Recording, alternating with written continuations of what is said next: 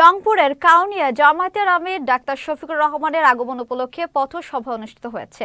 শুক্রবার সন্ধ্যায় কাউনিয়ার মিরবাগ ডিগ্রি মহাবিদ্যালয় মাঠে আয়োজিত পথসভায় প্রধান অতিথি ছিলেন ডাক্তার শফিকুর রহমান। তিনি বলেন, আওয়ামী লীগ সরকার মানুষ হত্যার পাশাপাশি দেশের সম্পদ লুটপাট করে বিদেশে পাচার করেছে। সভায় বিশেষ অতিথি ছিলেন রংপুর দিনাজপুর অঞ্চল পরিচালক অধ্যক্ষ মাওলানা মমতাজউদ্দিন, রংপুর দিনাজপুর অঞ্চল টিম সদস্য অধ্যাপক মাহবুবুর রহমান বেলাল, রংপুর মহানগর জামায়াতের আমির উপাধ্যক্ষ এটিএম আজম খান সহ আরো অনেকে।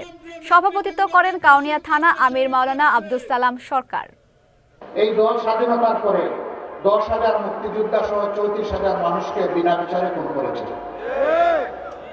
সকল দল নিষিদ্ধ করে একদলীয় বাকশাল গড়ে তুলেছিল। সেনাবাহিনীকে ধ্বংস করার জন্য রক্ষী বাহিনী গঠন করেছিল।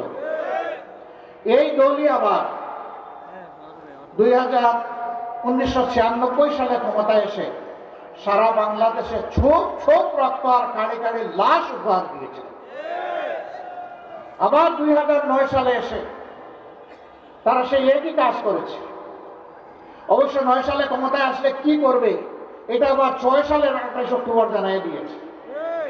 লক্ষ্মীপুরটার তাণ্ডবে এদেশের নিরীহ মানুষগুলোকে খুন করেছে স্পষ্ট দিবালোকে।